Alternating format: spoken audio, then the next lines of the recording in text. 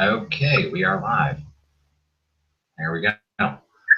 Uh, I swear, I'm still trying to recover from what we were just talking about. You But can't be easy, man. I told you to give yourself a break, some recuperation. You you don't want to listen. gave me less than 30 Whatever. seconds. Okay, so anyway, here we are, and we're going to be discussing the other side, all right? All right. Anyway, this is the first live hangout I've ever done, so I hope it goes okay. It's gonna be extra shitty. We're just gonna be fucking around so much in this video. It's gonna be amazing. But don't worry, it's authentic like that, guys. Might as well just say it front on like what it is, what they're thinking. Some self-awareness. All right. Well, let me go ahead and introduce you first. Everyone, this is Belladonna X, Hello, everyone. I and am Bella. everyone knows that I'm Gregory Becker. It says so right there. Everybody knows who you are, but nobody knows who the hell I am. Okay, so let me kind of set this up. So I saw this Google Plus post today about life after death, and it generated like this hotbed of discussion in the comment section about is there life after death? And the conversation was like very polarized. There was the scientific community, and then there was the faith-based community, and they were both presenting their views, from both sides of basically the equation. And it raised a bunch of questions about what we believe is true in science and its positions. Is believing in an afterlife thought of as a fanatic, kind of notion? Is science attempting to provide meaning and purpose to human life, and does it fail? So I'll just give you my position on it. I believe that there is an afterlife. I do believe that there is something beyond this life. I don't claim to know what it is, but I do believe there's something. And there's two sides to this whole thing. I mean, maybe it gives us a way of reconciling tough questions about our existence, but it's just like there's something more to life, right? There's just something more, something that goes beyond just our physical being, just our brains, and like there's a soul, and that soul, lives on after we die. So, what are your thoughts? I'll let you chime Well, in on it. well, this is a big topic. I mean, it's something that's been debated upon since the beginning of time. To me personally, there's so many different ways of looking at it, and I still myself haven't come to my own conclusion about it. I mean, I'm still very open-minded at the very different possibilities that could be of us after death. I mean, hell, we could die and there be nothing afterwards.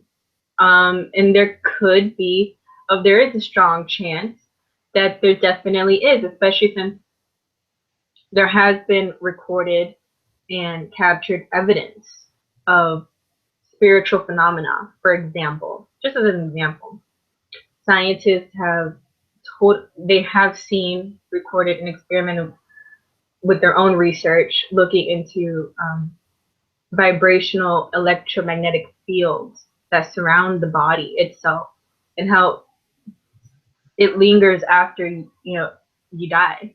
Like they've captured images of you could call it whatever you like, souls, electromagnetic uh, type of vibrations that come out of the body, coming out from the body. Something that would probably be explained by the New Age community is like auras or something like that, energy fields, that sort of thing. I Yeah. mean, I know science says that we are made up basically of energy. I mean, that's what we are made up of.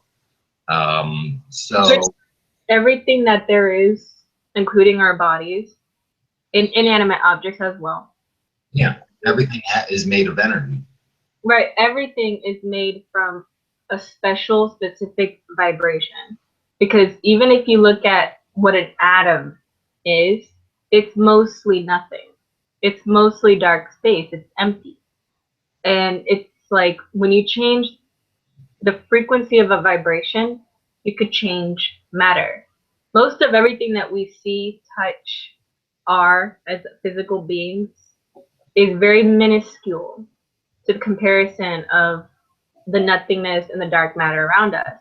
Like if you were to take everything in a room and squish it all together, like quantum physics style, it'll be like tinier and tinier than like the smallest little sugar cube compared to what's actually really around us. I mean, if we think about the distance between planets, put it in that explanation, most of what's around us really is nothing.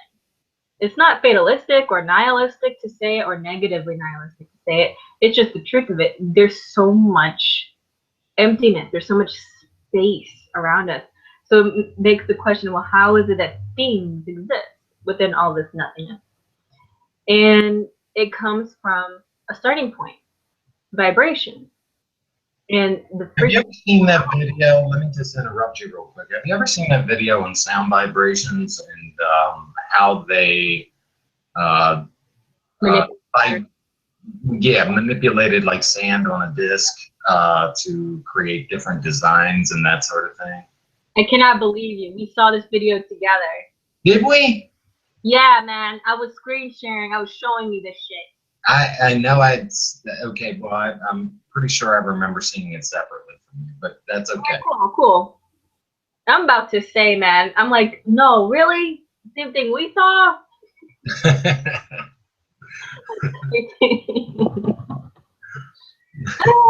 I forgot the term of it.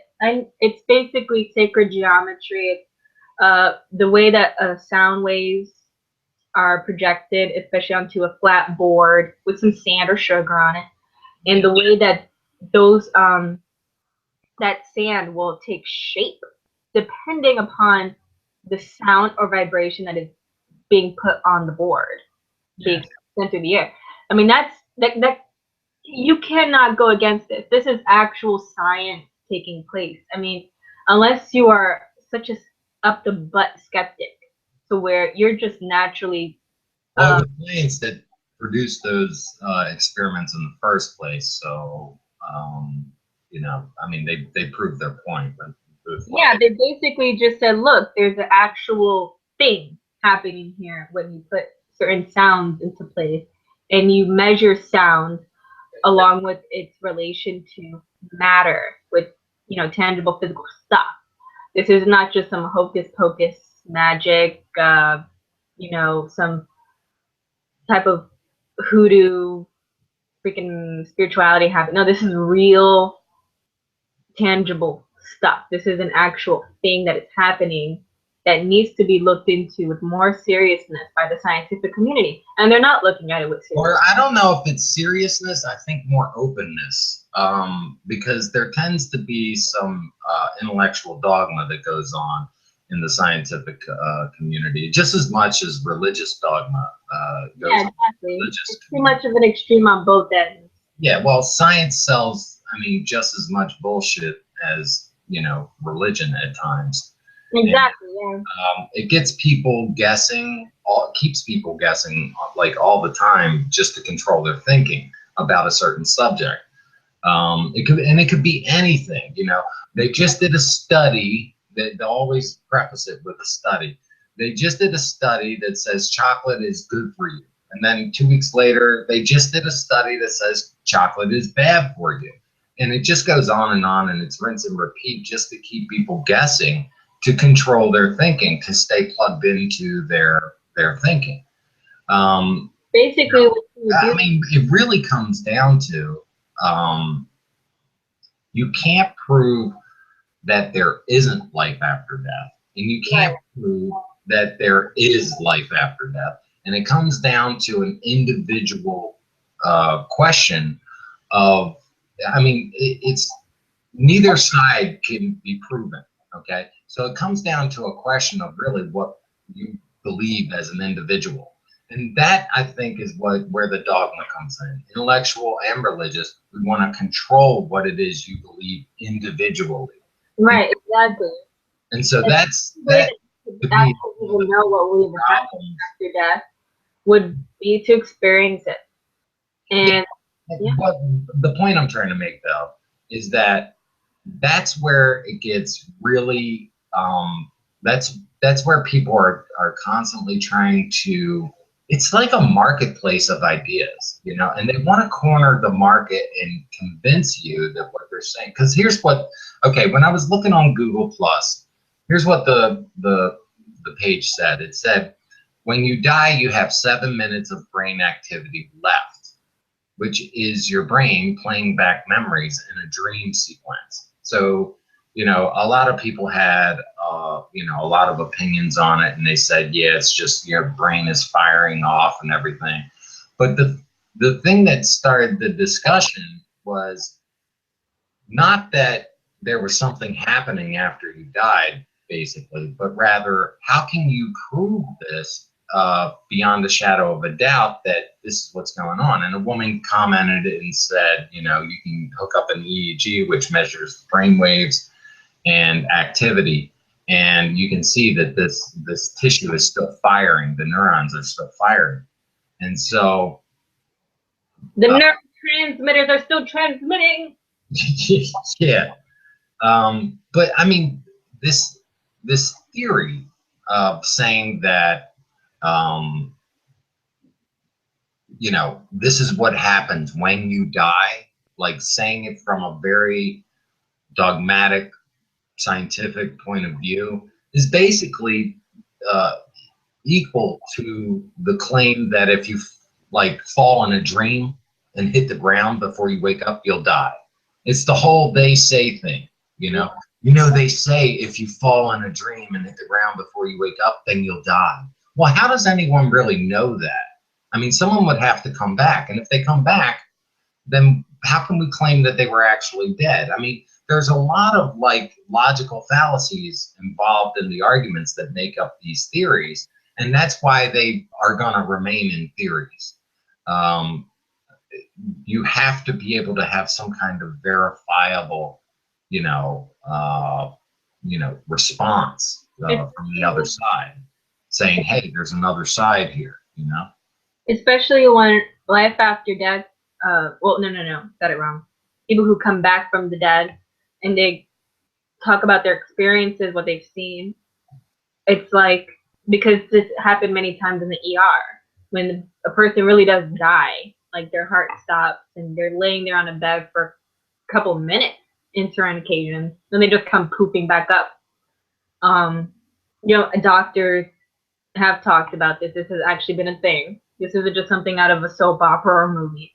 Of course, they're not sitting there for days dead. No, I'm talking like a couple minutes, maybe. I've heard rumors of like hours, but I don't want to get into deepness of that. But for fact-wise, yes, there have been people that have been literally dead for minutes on end, where the doctors just give up and they put the cover over their head type of dead. And they come back and like, oh my God, you didn't even know what the hell I've seen. Mm-hmm. And a lot of that comes from, like they said, like the bursting of all these neurons happening in that moment when your heart stops and your brain just shuts down. There's like an explosion almost, and especially from the pineal gland, where like our antenna towards more spiritual, higher dimensional experiences are seen through, and it comes from. Right. But see, the thing is that even then, we still have to take it with bite-sized bites, because it's kind of like, let's say, for example, someone died for 10 minutes. Let's push the envelope from 7. And they come back, breathing back to life, giving the nurses a heart attack. And I swear, man, I'm going to become a nurse. And if I see this shit, I'm going to be like, oh, hell no. It's just kind of freaky when you think about it. But yeah, like, if somebody comes back and they talk about their experience, well, that was still their experience. I mean, even if they were dead, their heartbeat's done. There is no flowing of any kind of energy going on anywhere in that body. It truly is dead, just sitting there. But then they pop back up afterwards. and they start talking about what they've seen. It's like, even then, it's kind of like, well, that's still just what you saw. And of course, for all we know, that may not be the extent of which it can possibly go. Maybe that's just what you see and maybe go through because of your perspective of what you have lived and experienced in this life. You're just carrying it on with you, I guess. And all that you saw was simply just a reflection, a projection of all that. It's such a heightened, maybe a higher dimensional state, like all those vibrations, all that energy that kind of left your body for that moment, like literally concentrated into that one little moment. And The only thing we can really go off of, though, and not done yet. And then basically what happens when that's over, you just come back to life. It's a phenomenon. Nobody can explain how it could possibly be a thing that anybody could come back after a dead state. But it happens. And it's like, well, yes, maybe this person saw Jesus after their little death experience. But maybe somebody else might see something different. I mean, at the end of the day, there's still a really big, vast universe out there with so many different possibilities. We have so many different experiences as human beings that can translate into different experiences, even more after death. So, in the way we see it with our own individual brain, I mean, it just can go on and on, the possibilities and the variables of all that, for sure. and here's what we have to look at, though, because we can go off of, like, what could be. But we'll get to that in a little bit. But there's some common things that people report when they die, when they have a near-death experience. Right.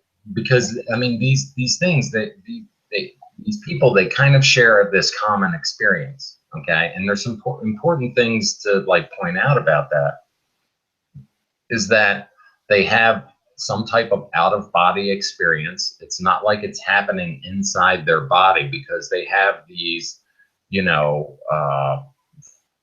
feelings of, being elevated in the room. They can see the doctors working on them.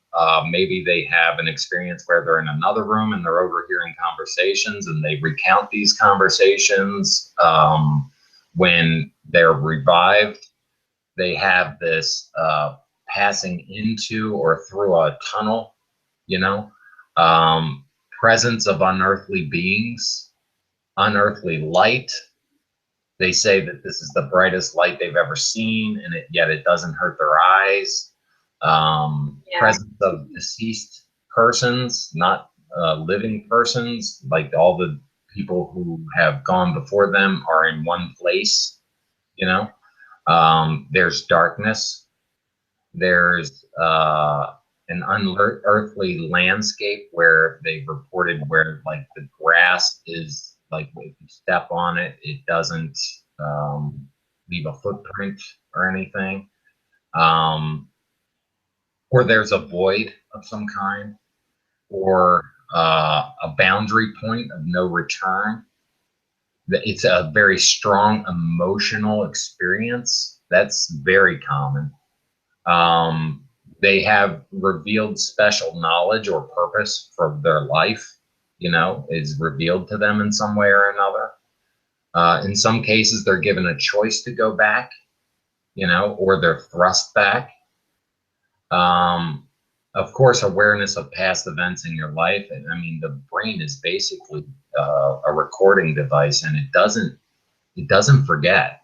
It just stores it. It stores all of our information. Awareness of the future.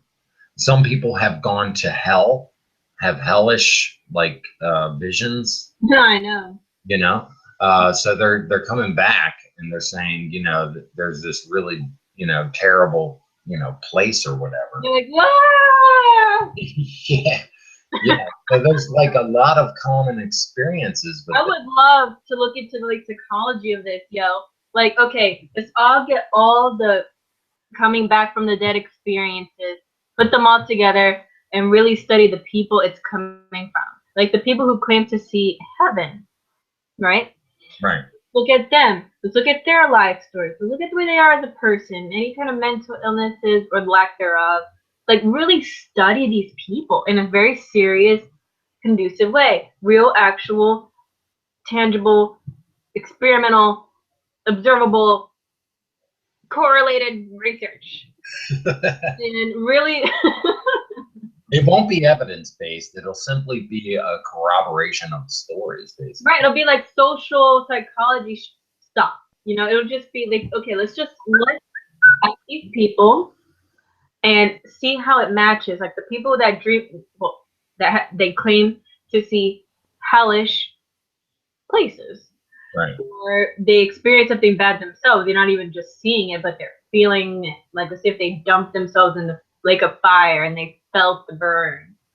You know, let's put those guys in a corner. Let's put the other dudes that saw heaven in a corner, and let's just study them as people to figure out, like, if there is anything further behind why some would see hell while others see something more paradisical. Paradisical. That's not even a word, but you get what I mean. Paradise-like. There we go. That sounds nice. Paradisical. No. And just, and if there really is a difference, right? Because we don't really know. I mean, was someone who has seen hell a truly guilty person, or at least someone who feels guilty, even though they haven't really done anything that bad, compared to, let's say, like someone who's dreaming of paradise?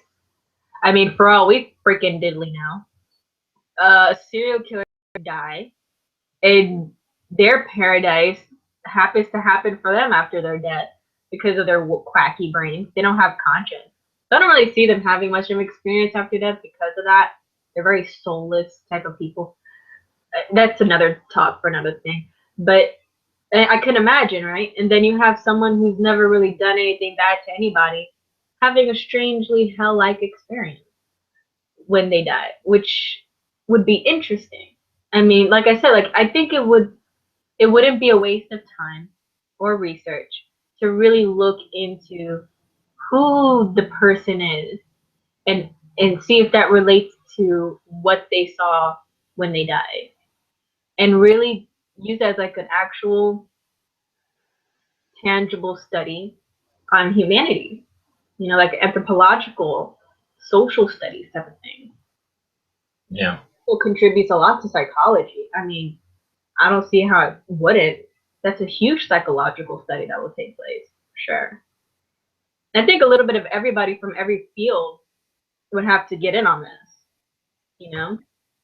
It's not exactly, I can't pin it down to a specific field of research.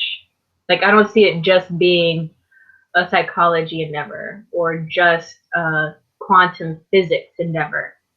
I think a little bit of everyone will have to get on this boat. And the neuroscientists and the anthropologists, a little bit of everybody. You know, you're going to need the anthropologist to measure and look through the symbology that can pop up in a dream sequence. Psychologists for the general gist of it. Different kinds of psychologists, though. But whatever. We could get a little bit of everybody in on this. The neuroscientists to get in on this. Mm-hmm. The evolutionists, the behavioral biologists that want to get in on that. I mean, a little bit of everyone, I think. You know, the science. I think, you know, what needs to also be looked at is stories that have gone back for hundreds of years, probably thousands of years, that have been interpreted wrong. Like, well, I wouldn't say wrong, but just differently. Like, you know, they used to, let's see, I mean, you know, they've had these paintings of people, these tunnels of light and everything, and angels inside the tunnel and all this other stuff. And, you know, they've, you know, probably chalked it up to visions. Maybe they had some stigma associated with this. You know, in the Bible, it says that it's appointed to a man to die once and then the judgment, right? So someone coming back from that, it would be almost like sacrilege to say that. So they wouldn't want to promote that, you know, stigma in their life, like they're somehow different or chosen by God or something, some weird thing like that. I think a lot of the stories that are told, like maybe they would have recounted that as I had some kind of vision, you know what I mean?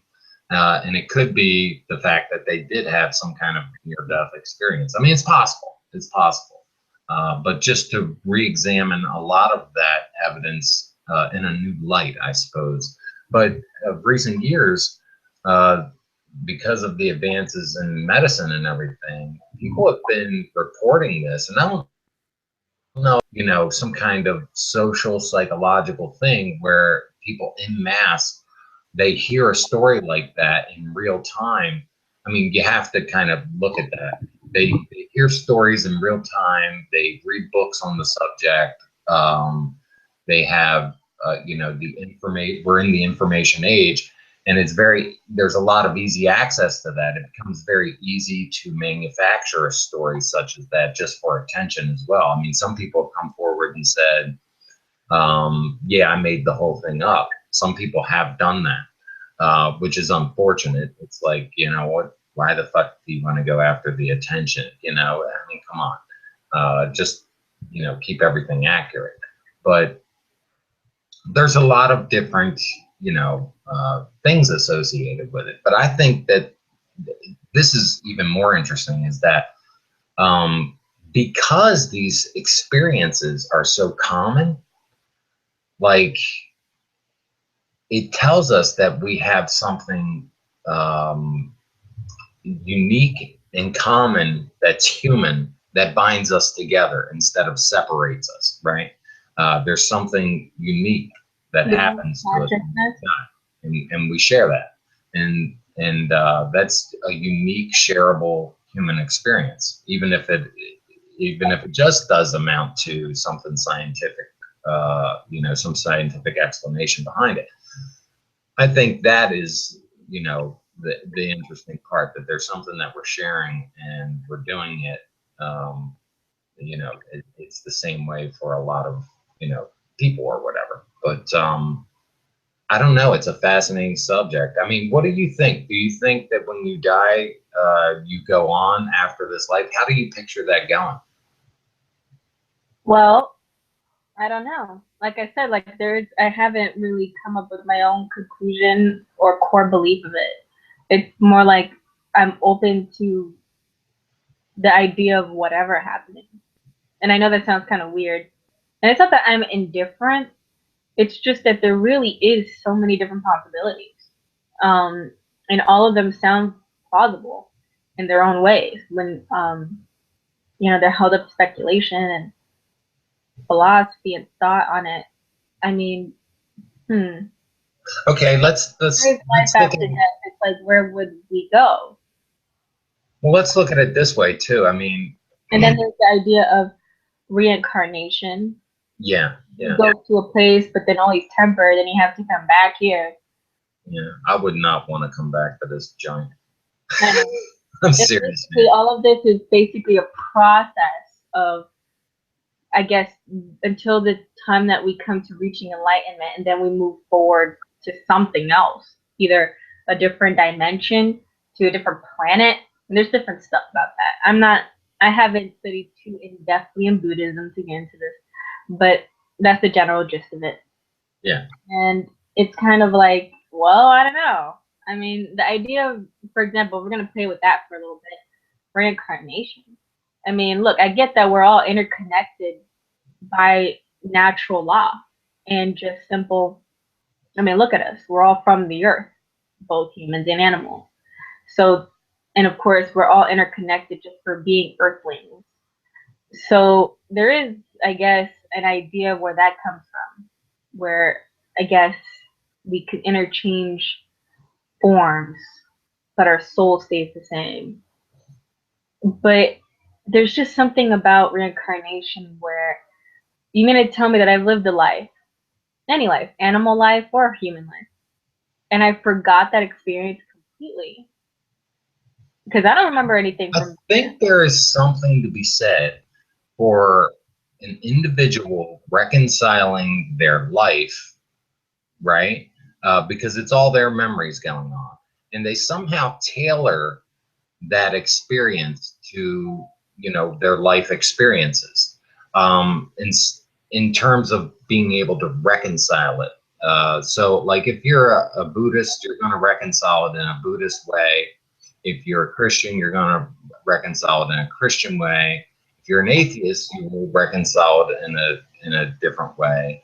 Same is true, would be true for Muslims or Jews. The experience is reconciled on an individual basis. It's somehow tailored perfectly to you, because people say, you know, you go back and there's this, you know, some people have said they put a hand on this podium and it showed them their whole lives and they were judged. And other people say that they just entered into a garden area and, you know, they heard singing and they saw a city, or somehow it reconciles to our preconceived ideas, I think, somehow. And it that's what helps us, you know, like somehow transition from this life into an afterlife where we can finally let go of this mortal coil, so to speak, and move on to a different plane of existence. I do believe that there's an afterlife, and I do believe that we go on from here. I have no conception whatsoever as to what that would actually, you know, look like for eternity. You know, if that's the case. Um, but it seems to me that we would transcend this existence. We would somehow, like death is it isn't as much transitional as transcendental. And so we transcend this mode of existence for one that where we are free, completely free. And you know, if I was to picture heaven or something like that, I would have to say it would be a place where, you know, free will, you know, is in full operation, where there are no limitations on it. It would be really cool. I mean, when I picture an afterlife, I think of it in terms of absolute freedom, freedom from not being able to travel at the speed of thought. The idea of literally, you know, exploring this entire universe and seeing what is actually in it, or creating my own universe. That would be awesome. I mean, there's a lot of things that, you know, make me, you know, hope for an afterlife. It would be really cool if I could have 100% free will and I could, you know, create the rules of my very own universe. That would be awesome. I mean, there's a lot of different ways to look at this, I guess. I'm not sure exactly, you know, what it ends up looking like in the end. Like, wouldn't it be awesome to be able to control your entire manifestation of being, the way you look, the shape and size of your body, um, everything about what it is you like. You have access to, you know, information in a way that you can't perceive it right now. Um, there's a, it would be really interesting to find out, you know. I mean, we're all going to find out. We're all going to come face to face with this and find out. I mean, if, let's say that we came from nothing, let's just say that if we came from nothing and we're going back to nothing, then really there's really nothing to fear in going back to the nothingness from which we came, right? Because you'll have no conscious awareness, right? But if there is something in your conscious awareness goes on without the things holding you back, I just think that would be an ideal existence, you know, to Right. not be hindered in that way. There was this uh, like I don't know if you've ever heard of him, but his name is Blaise Pascal. You ever heard of him? Wait, say that one more time. Blaise Pascal. You ever heard of him? No, Blaise Pascal. No. Yeah, he was a 16th century French philosopher and mathematician. He discovered most of the laws on probability, and Oh yeah, Pascal. Yeah. yeah, I know he's the reason we can't win the lottery. album. That son of a bitch. Um. Anyway, uh, he had this wager where he basically said this. You know, if you were to place a bet on, you know, whether or not there is life after death. Okay, if you're an atheist and you die and there's a heaven and a hell, or there's nothing, that's what you'll end up getting. There's either nothing or heaven and hell, right? If you're a believer and you believe in an afterlife, you'll either get heaven or hell or nothing. Okay. Chances are believing may have eternal consequences. And the safest bet to make is to believe in an afterlife and to believe in eternal consequences, because it may actually affect your destination, right? Now, that can't be proven or disproven, right? But it just makes sense. When I first read it, I was like, yeah, that just makes sense. You should be open, right? Open to the possibility of an afterlife. So when I think about it, I try to hold everything in a I guess a sense of openness, so that I can just freely explore, you know. So I don't have to be hindered and say, you know, no, I don't believe, there's no evidence for it, therefore, duh. You know, I would rather say, well, I don't know everything either, you know. So it doesn't mean that there aren't some intricacies about the way this universe operates or even our existence that, I mean, I can't sit here and claim that I know everything. That's impossible. I would be dogmatic in my own beliefs, and I don't want that. I would rather be open to the possibilities, open to the possibility that there is life after death and that there isn't. And I think from that frame of mind, you can, I think that is really non-biased. That's where you're not a fan of atheism or religion, and you're just staying open. I think openness is the best approach, because then you can explore. You can explore the subject, and a lot of people get caught up in it. Like I said in that Google Plus post, I mean, it was very polarized. That people were, you know, digging their heels in and saying, "No, this is the way it is." Basically, it is just an actual search for truth. When they talk like that, they just want to be the winner. They just want to have, I was right, haha, you're wrong. No. It becomes personalized at such a deep level because it's all about who could come up with the best theory or best answer to support their claim. And that's why they'll continue fighting amongst each other till the day they die. Because it's not even about, well, don't you think it's kind of ignorant to say that there is no life after death? And I mean, what are we exactly claiming to be life after death after all, anyways? I mean, how are we to know? We haven't died yet. We're alive, obviously, or else we wouldn't be talking here. I mean, who knows what it is? Nobody really knows until it happens to you. And nobody could argue against that because it's just that in itself is the truth. We really have no clue. So, you know, it'll end all debates. But of course, it's more about humanity trying so hard to win, you know, and have their ideology, their beliefs be put on top above others. And it's like, well, technically, what is life after death? Is it the life as we know it now, but in a different place? Is it a different thing? Do we even look the same? What is it like? Like we don't know. We just don't know. So there could be, and there may not be.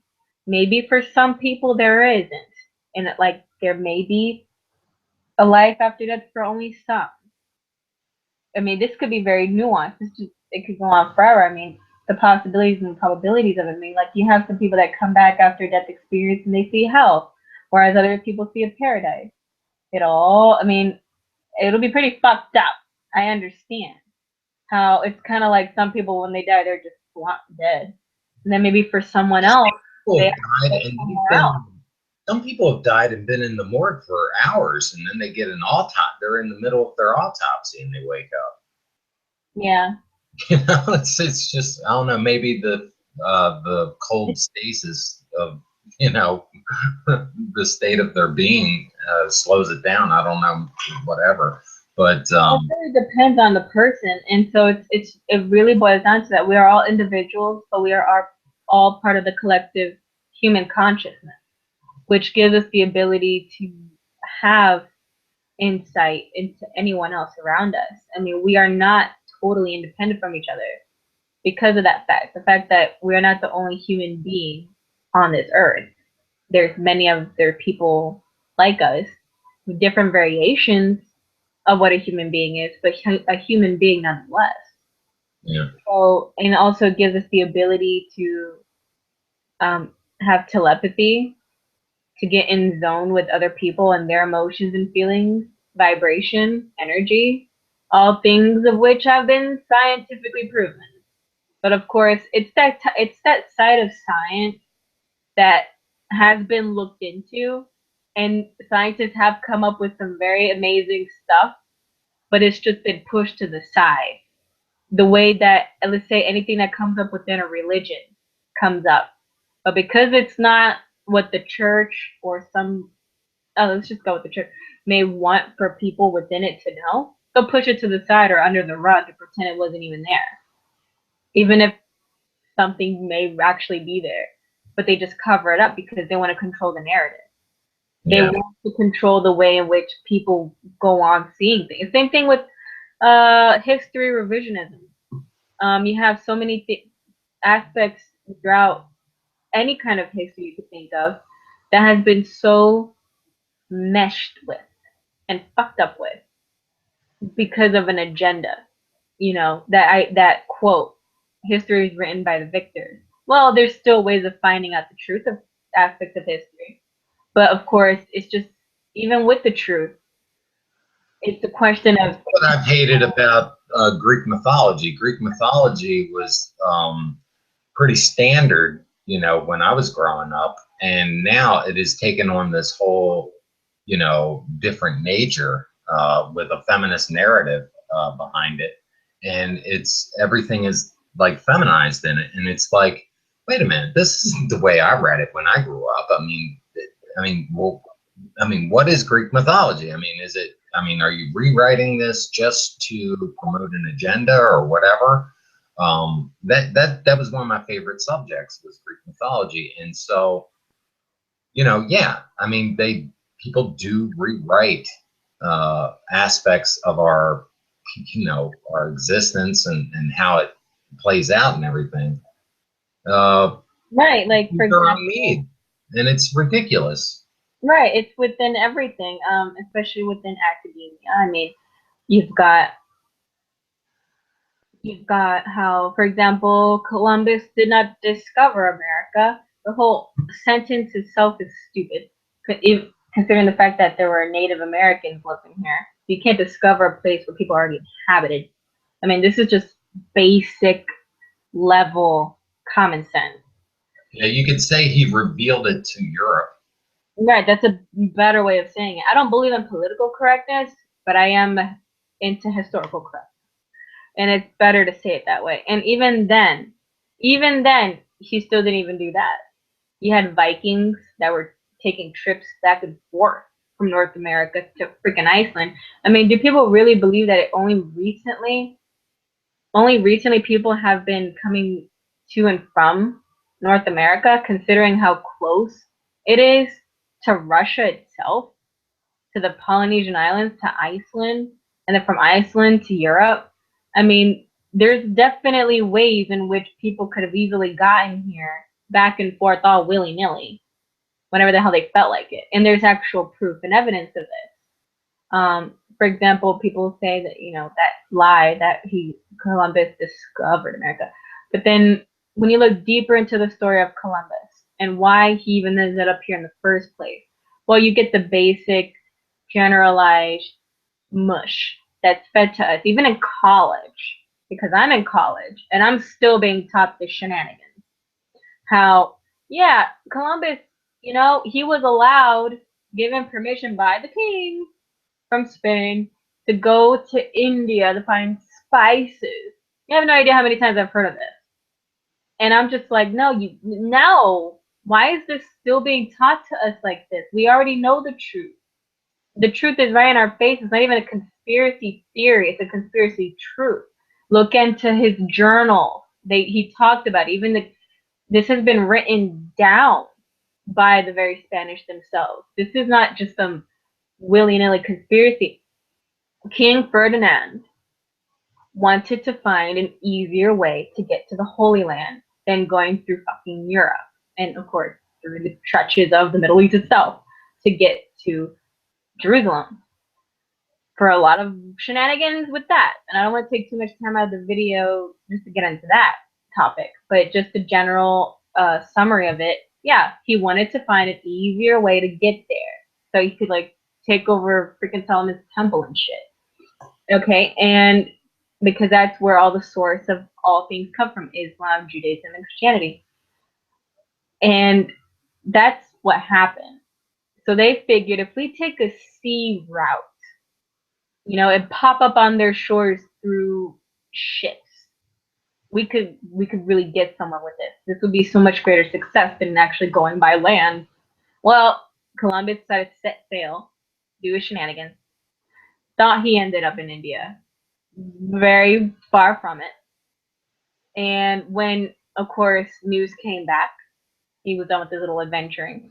And, he came back to Spain and told King Ferdinand his findings. They said, well, it seems like that's just not the Middle East.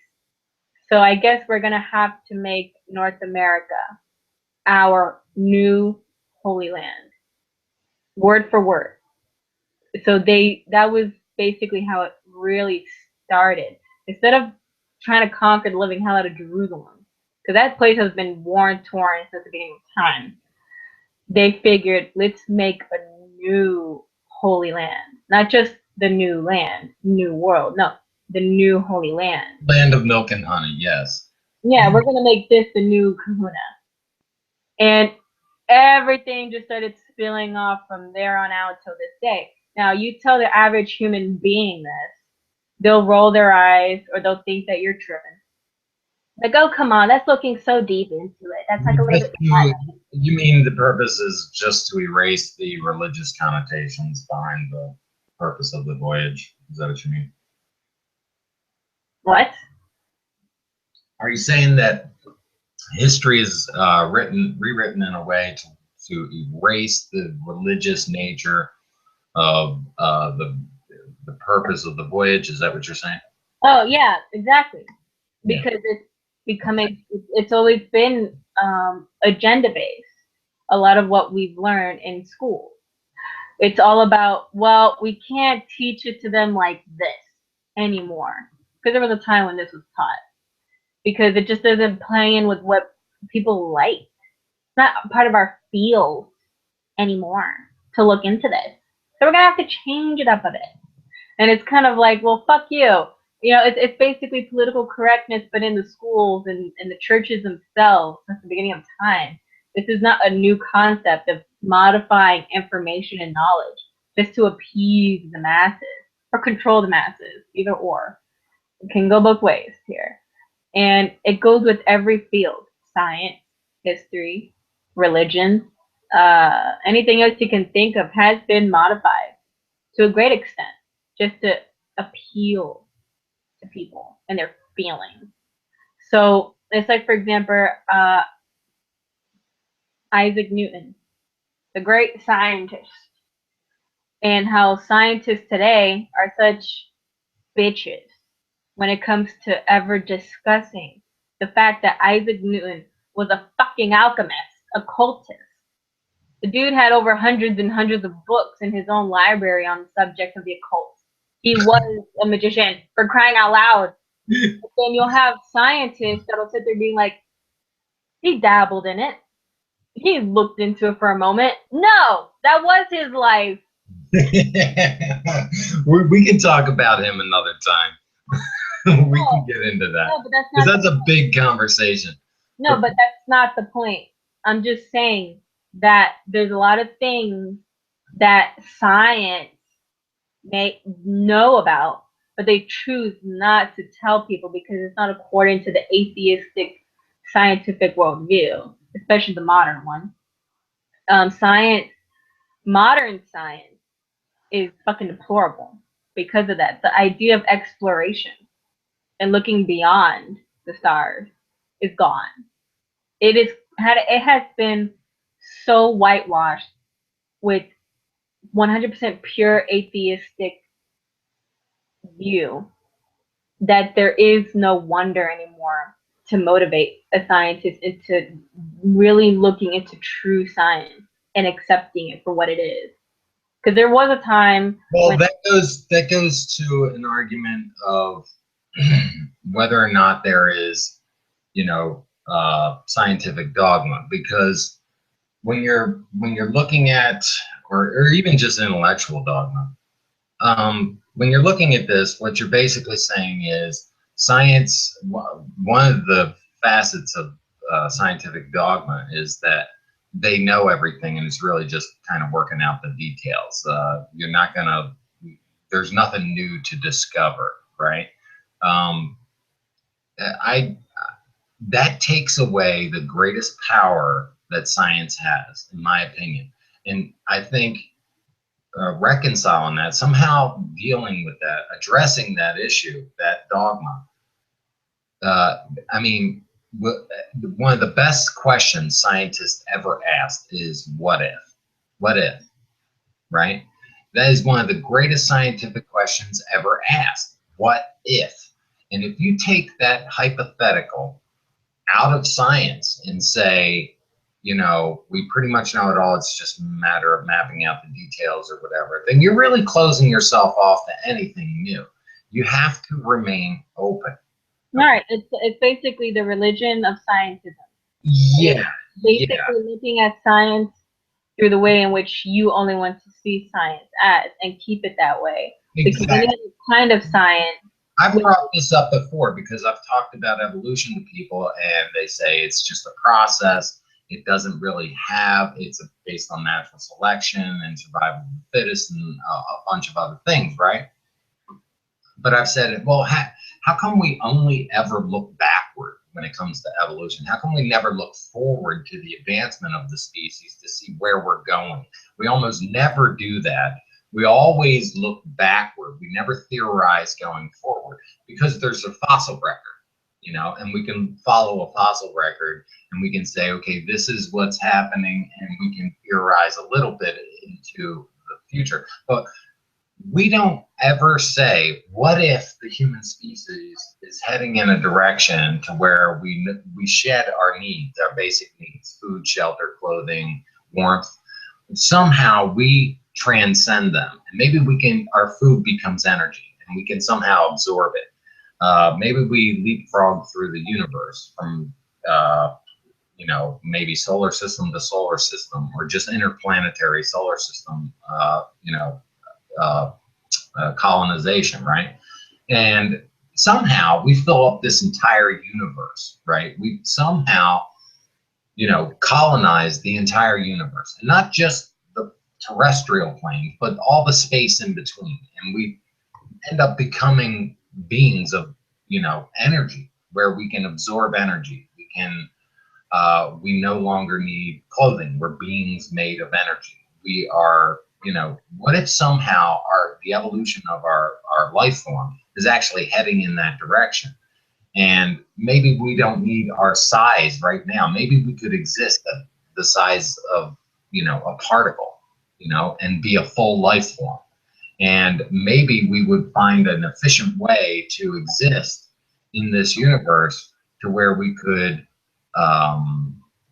constantly regenerate ourselves over and over and over again without ever really taking up all the space necessary. We would fulfill all the space, but we would never be short of space as well. There would be plenty of, space for us, because we would always make some kind of evolutionary accommodation for it, right? So that life just, it continues, it just never ends. I theorize about stuff like the you would not believe the flack I get for just saying something like that. It's almost like I've committed some kind of heresy in saying such a thing. If we do move from a competitive life where we're competing for resources that fulfill our needs, our food, shelter, clothing, warmth, all that stuff. If we shed all that, then we shed the competition as well, and we move into a more cooperative state of being. And if that's the case, then how do we, promote an advancement in that direction? If that's our, what if that's where we're heading? Shouldn't we be doing something that would promote our advancement? Science wants to advance, right?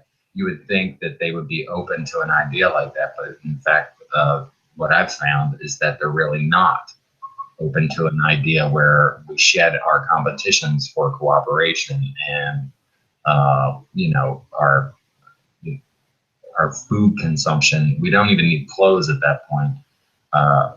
Is just absorbing energy and sharing energy with one another. That's just a theory. It's a big what if, right? But you take away the what if out of science, and you can't discover anything new. No, you can't take out the what if, because hell, science was created on that what if. Yeah. And if you stop that, then you stop all scientific progress.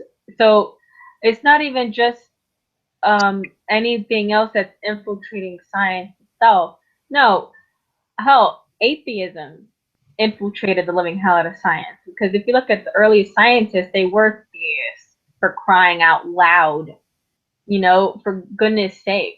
Now, of course, you could be an atheist and be a scientist and be fine, but they can't sit there and act like they're any less dogmatic and fundamentalist with their own beliefs than, say, a religious person who's a scientist. Okay, you guys are, they're going to be looking for something they want to look for if they keep that crap up, instead of being open to the possibility that there's just could be anything. There could be anythingness. Yeah. Anything that is going to be metaphysical in some sense. It just has to be an openness. That's all I'm like. Right, because if you're a hyper atheist and you start discovering certain things, or refuse to look into things simply because of religious connotations to it, well, then you're hindering yourself from actually discovering out of fear. You're placing the biggest limitation on your thinking ever. Because look, you take what if away from Galileo or Newton or Tesla or Einstein or any one of these scientists out there who actually, use the current scientific information to ask what if and transcend to the next level. I mean, you take what if away, and basically the human species cannot advance. They cannot advance. They cannot make new discoveries. It's impossible. Okay? So when we're talking about life after death, we cannot erase what if. That's impossible. That cannot be allowed, because if what if goes away, then it's all set in stone and there is nothing new to discover. We may as well give up. Turn off the lights, shut the doors, lock it up. We're done. Right? I mean, that's a ridiculous approach. Every scientific field needs to remain open, absolutely open. And that should be a prerequisite, to remain open and to seek your own answers, and to make your own discoveries. Without the question, what if, there is no advancement. That's a fact. I mean, just take it away from the people that I just mentioned, and what do you have? What do you have? You don't have much. Yeah, you make use of, you innovate the wheel. You innovate what's known up to that point. You innovate a wagon. You just innovate what's already known. Okay. But because of a lot of the, you know, discoveries that have been made, okay, of truth that is already there. It's already there. That truth that was already in existence. It just, someone uncovered it and revealed it. Okay. That's what a discovery is. It's not as though they invented electricity. It's not as though they invented, uh, um, you know, the combustion engine. It's not as though they invented, uh, you know, the principles that make up, you know, rocket science. They basically harnessed science in order to put that together so that they could do those things. Science is about harnessing knowledge as well as taking chances in directions where no one's ever gone before. You know, it's saying, you know what, screw what everyone is saying about this. I'm going to take a chance and, you know, put my theories out there. You know, that's what Einstein did. He didn't prove the theory of general relativity before he published his papers. He didn't. You know, he had to go about proving it once he did. What's so funny about that was that he was the first one who came up with that shit. What? He wasn't the first one to come up with it. There was a scientist that came before him. I'm always forgetting the dude's name because it's all. They were competing to, I know, they were competing to see who would prove it first. No, he had a mentor, and he took all the ideas from the scientist and did not cite him once in his work, like you're supposed to. And citating and putting the citation into your work is not a new thing. This has always been a thing. This is where I got my inspiration from. This is where I got this idea from.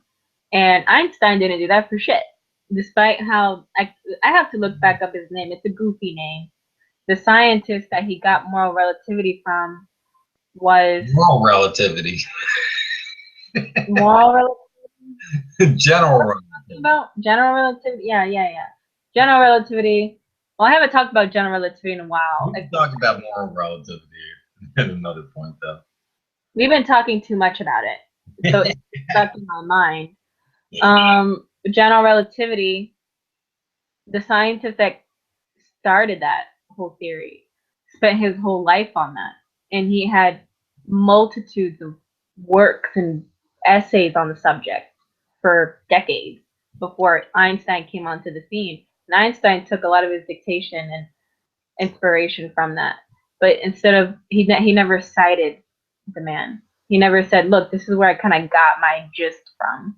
Yeah, well, at the same time, though, no one creates in a vacuum. No one discovers in a vacuum. They bounce ideas back and forth, and they come together into some kind of, you know, hodgepodge of an idea, and you start working out a theory. I mean, even Galileo didn't, you know, discover that we lived in a heliocentric, well, from that limited observability, he discovered that we don't live in a geocentric universe, but rather a heliocentric universe, meaning that the Earth was not the center of the universe, it was the sun. But that was a limited observability that he was engaged in. That was as far as he could see. We know now that we are even the center of the galaxy, much less the center of the universe. So there's just, but he was open enough to explore and question it, you know, and he, you know, he came up against a lot of opposition for it. Same was true for a lot of other scientists. They came up against a lot of opposition for the stances that they took. They were true pioneers, and they were true pioneers because of what if. And so when we're talking about, again, life after death and the possibility that we go on after this life, all we're really saying is what if? And if that's if that comes up against opposition, then really it's people who are really just very closed-minded to the idea that the possibility exists. It's basically a crime to ask the question one way or the other. So let me just say this too. Just like atheism can't disprove that there's a God, like they can't prove that there is no God. And the same is true that a person who believes in God can't prove that there is a God. Okay. The same is true for this life after death. It is one of the great unknowns. And so doesn't it almost just instinctually tell you that you have to remain open about it? You just have to. Yeah. Well, basically, it's the idea that how dare you ask that question to begin with? Yeah. Basically, controlling your thoughts and beliefs before they could even happen. Because it's like, how dare you even ask? Well, what's so wrong with asking? There is no such thing as a stupid question, especially when it comes to space, time, our bodies, spirituality. I mean, come on. There could be a possibility. It's just that they're chicken shit cowards. The idea that there could be scares them. They don't like the idea that there could be. So what do? They need to be like totally militant about it towards anybody that even raises a question. It's simple agnostic questions. That's actually very open-minded. Yeah. Yeah. Because it means that they're afraid. You know, they don't want to think of an idea that, wait, if there is a life after death, what does that mean of me right now that I'm alive? Does that mean I have to live a certain life in order to get the type of afterlife that I want? I mean, people start panicking and shit instead of just calming the fuck down. And it's kind of like, that's all it is. It's just fear. You know, the whole reason why there's such an attack on spirituality and any type of open-mindedness when it comes to science and spirituality has a lot to do with fear. What you don't know, you have a tendency to be very afraid of it. And that's just kind of how human beings are drilled, I guess.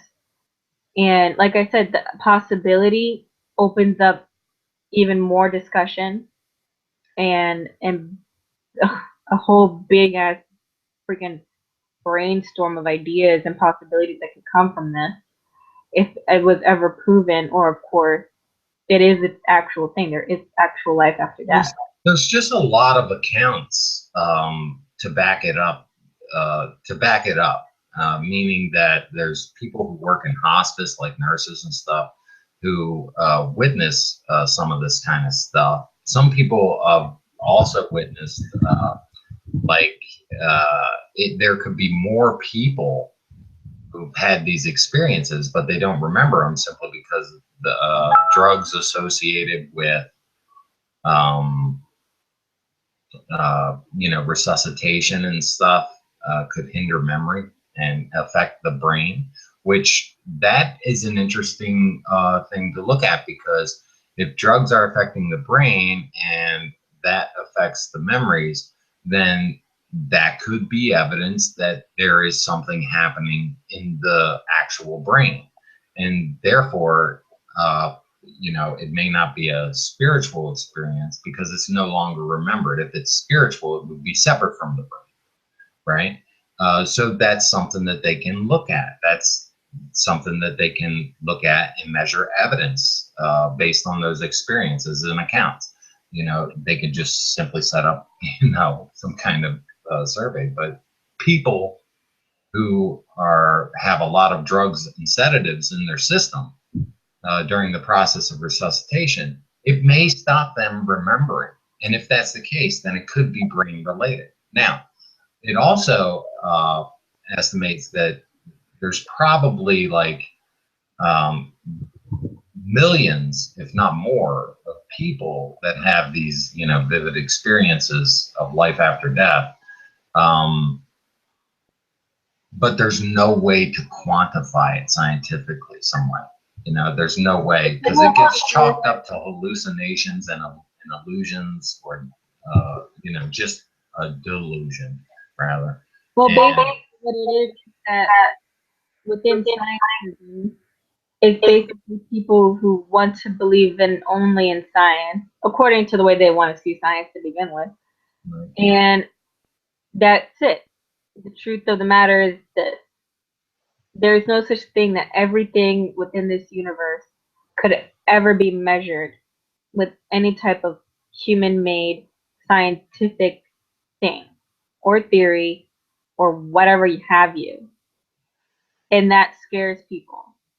The idea that there's going to be the unknown, that there's going to be certain things that will never be fully explained through the human perspective and any kind of scientific, or even, hell, not even all of it will be explained mathematically. And a lot of spiritual anything can be explained with math, because of course math is pretty much a little bit of everything. But that's a different topic. And the idea that it's like the universe is so vast. There's so many theories of how big it is, all the way down to not only its infinity, but multiple dimensions, right, parallel universes, freaking more universes than there actually is. And the idea that they're interlinked, if they are, all these type of sci-fi stuff that a lot of atheists and scientific people love to talk about, but then they're so afraid of the idea that you do realize that this may not actually be proven with science, that maybe people that were spiritual for thousands of years have been seeing and experiencing things from the other worlds and dimensions that you sci-fi people like to talk about so much. But the only way to actually experience it and see it is through the mind of someone with faith, because it takes a connection to happen before you can actually get there. And if you have no belief, there's actual psychology to this.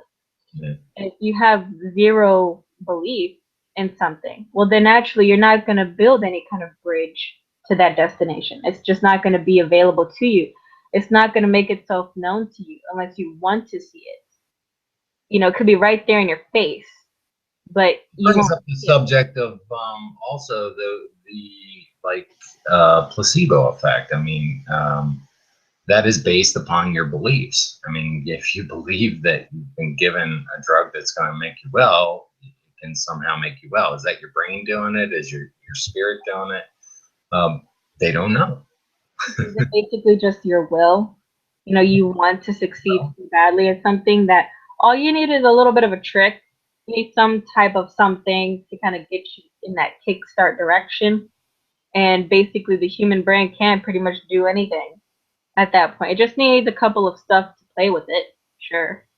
But other than that, I mean, it's like, how are you to say that people's experiences with the paranormal, supernatural are false just because you haven't experienced them? Or what makes you think that what they've gone through must and can only be explained through science Yeah. and only science? Considering the fact that this was obviously something that happened regardless of if there is an infallible, absolute way of explaining what just happened at all. It still happened. I mean, it goes back to that ridiculous BS thing of, if the tree falls in the forest, does it make a sound? Yes, dumbass. It's just we're not there to listen to it. Seriously. Oh my god. That's philosophical. Yeah, Like, it does come down to a philosophical kind of question. I mean, it's just a just person. because it's not from your perspective, just because you did not Chastise experience it, someone. does not mean that it just did not happen, you dumb nut. You I can't, mean, you can't chastise or shame someone because of their personal belief on the subject. I mean, if you believe that there's an afterlife, you shouldn't be shamed for that. If you don't believe there's an afterlife, you shouldn't be shamed for that either. You know, I just think, okay, that's your personal belief, and that's how you're reconciling, you know, the life that you're living. You know, I'm not gonna. I mean, who am I to sit in judgment of that? You know, to each their own. But for me, I mean, I'm not going to sit by and be told to sit in the back of the bus when it comes to the fact that I believe that there's an afterlife. I'm just going to defend my position, and that's going to be the end of it. You know, but you know, seeing those arguments take place in that Google Plus post, I just thought it was. I just thought it was interesting how polarized people were and how willing they were to attack one another. But well, I think we pretty much talked about this as much as we can possibly talk about it. It is an interesting subject. I do love reading near-death experiences. I like hearing about those things. There's just something fascinating about it, something that makes me ask, what if, you know? And so it's always going to hold that kind of fascination for me, you know? Yeah, exactly. It's very interesting. No, it's extremely interesting.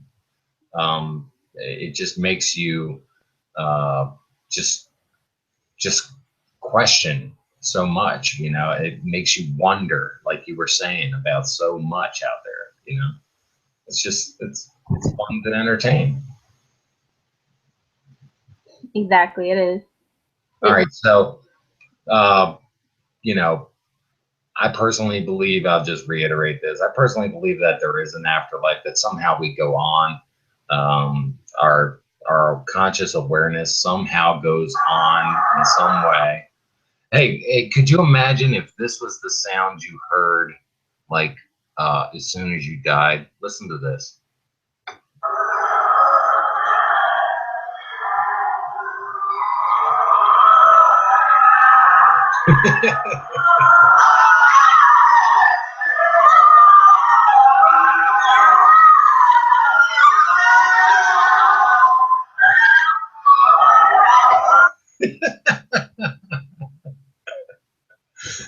What would you do if that was the sound you heard?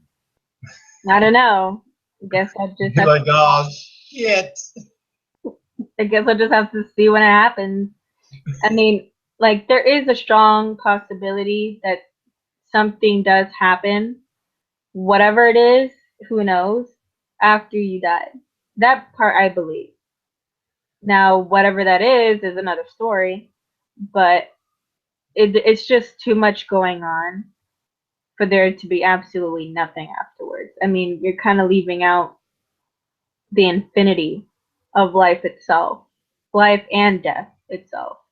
Yeah. Just because the earth is going to blow up in the next billion years still doesn't mean anything. It just simply means that life will just take its place somewhere else. And it will just go on forever and ever. The Fibonacci circle, fucking pi itself. Okay, it's just stuff that's just gonna continue going and growing and it'll never end. Yeah, it's very much like an irrational kind of number, you know, where it just you can't reach the end of it in some respect. It just goes off on eternity. Um, those exist. I mean, so I mean, there's a possibility that there's something else that just goes on and on and on, and we have no idea what that might be. I just want to stay open to it. That's all. There we go. We can play out the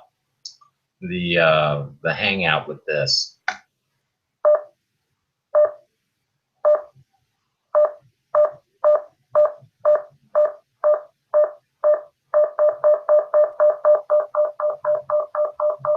It's so freaking immature.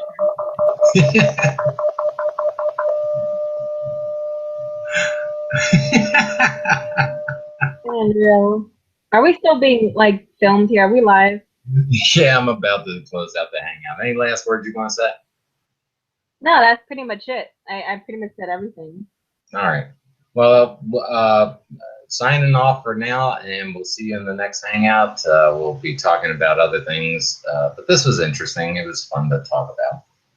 All right. So we'll talk off the air or whatever. So I'm going to stop it right here. Bye, everyone.